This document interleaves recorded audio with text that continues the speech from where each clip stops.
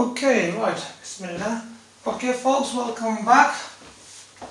Okay, this is the video which is going to be an intro to Pythagoras theorem.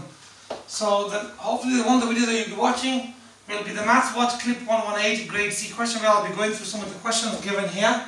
But I want to do a small video to just introduce the topic of Pythagoras theorem and look at a few more questions before we go on to these kind of questions here. So, bear with me for a second.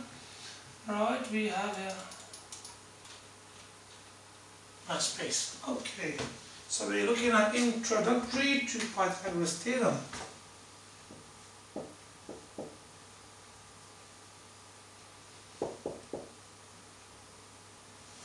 Now, Pythagoras theorem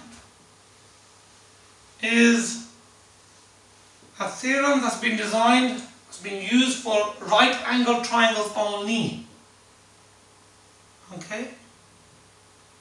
First of all, we must understand how we label the right angle triangle.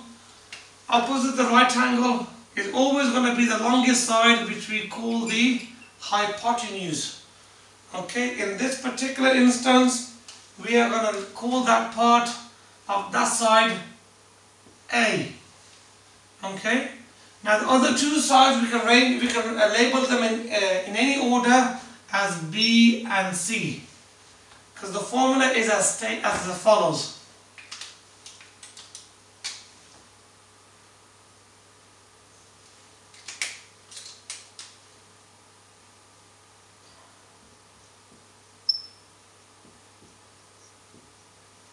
So the Pythagoras theorem is based on the fact that if the two sides of a right angle triangle, which are not the hypotenuse, if we square them and add them up, that will give you the same value as if you square the hypotenuse. That's the theory behind it. But for us, simply we use it as a squared equals b squared plus c squared. The a is always referring to the hypotenuse in this particular arrangement. Now, we have to do a small adjustment to this to work out the value of a. Now, if I want to work out a from this particular formula, I need to get rid of the squared. Opposite squaring the left hand side is to square root the right hand side. So we can quickly go towards what we're going to be using in our question as a is equal to b squared plus c squared square rooted. Now, that's going to be the formula we're going to be using for questions where we need to work out the hypotenuse. Now, Pythagoras theorem questions come in two styles. Either you're working out the hypotenuse and you use the original formula, slightly adjusted, rearranged to give you this formula that we can use here, or we're working out one of the other sides, and for that one we have to do a minus in the equation. But let's look at these questions first. So let's look at a couple of them. Question number 1. So we have a right angle triangle, the base is 2, the height is 3, and the hypotenuse is what we've got to work out. So what I'm going to do first of all to that triangle is label it. Opposite the right angle is the hypotenuse, which we're going to label as A. And the other two we can label in any order we like as B and C. I can call this one B and call that one C. It doesn't matter. So now we go back to our rule over here. If I want to work out the hypotenuse, we use this variation of the original formula, which is a is equal to the square root of b squared plus c squared. When you work out the hypotenuse, we throw everything inside here. So b is 2, so 2 squared, add c squared, which is 3 squared. Okay, so 2 squared will give us 4, 3 squared will give us 9.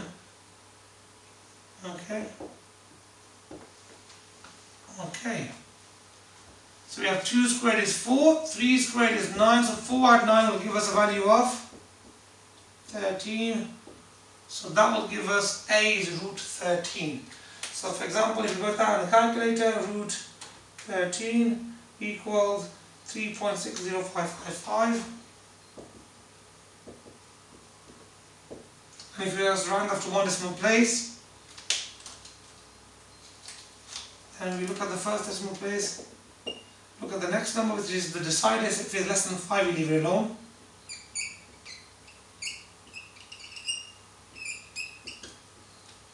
and that's the value of A done. Okay? Remember, the value that you get here must always be the biggest value compared to the whole triangle, because the hypotenuse is the longest side. Okay, that's looking at a question where we have just working out the hypotenuse. Okay, so we use the original formula in the original format with a small adjustment for the squared, upper squaring and square rooting. Now let's look at the question. So the question in the examination is going to be of two types. This one, where you're working the hypotenuse, nice and straightforward. This number squared or this number squared, square root gives us the hypotenuse each time.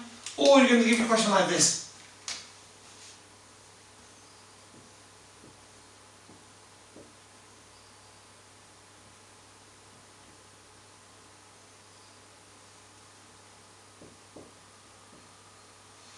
Okay, so in this particular question, they've given us the hypotenuse and they've given us one of the other shorter sides, and you've got to work at the other side. So let's label it. The importance is the labeling. So they might label this as A in the diagram, or B or C. We just do our own labeling. So opposite the right angle here, that's going to be the hypotenuse, which is the longest side of a right angle triangle, which we're going to call A. So as I said before, A is always given for the hypotenuse. And the other two, we can lay them in any order we like. So I'm going to call this B, and I'm going to call this C. Okay? So let's write down our rule. So we have original rule is A squared is equal to B squared plus C squared. That's the original formula for the Pythagoras theorem. But here we've got to work out one of the other lengths. So we're not working at A now, we're working at B. So we need to do a rearrangement first. So if I want to make B the subject here, I have to look at what's being done to the B. B is being first of all squared. I call that my first action. That is being added by C squared. We call that the second action. When we solve, or when we rearrange an equation, we always move the last action first. The last action being the second action. So the opposite of plus C squared is minus C squared. So we now have A squared minus C squared is equal to B squared. One more step to do before we finish this part of the original, the introduction. Now we got B squared. I don't want to work out B squared, I want to work out just B. So the opposite of squaring is square rooting. So now we have, that's our formula.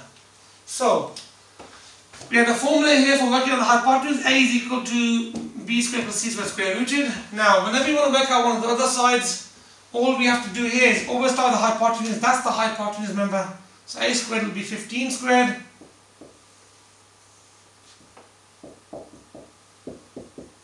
So 15 squared minus 11 squared is equal to B. Okay, so for this we use a calculator. Square root 15 squared minus 11 squared equals 2 root 26, 10.198.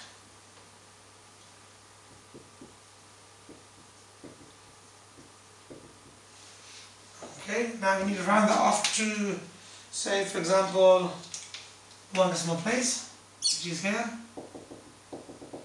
We look at the next number. If it's 5 or more, we add 1. That's 9. So we add a 1 here. So the final answer becomes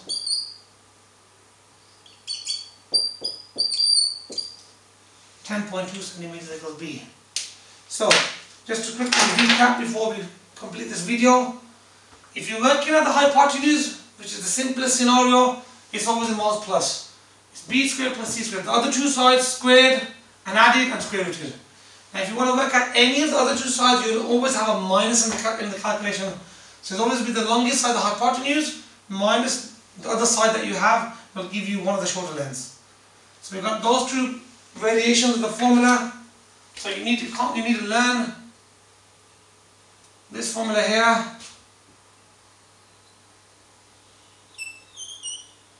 And this formula here. Okay? Those questions on Pythagoras theorem will only be based on these two formula, this one formula, but these two variations. It's the original one and the short side. Look, here we're adding, because we're looking at hypotenuse. Here we've been given the hypotenuse, we start with the hypotenuse squared minus one other available side squared will give what you want. So please practice some more of these questions.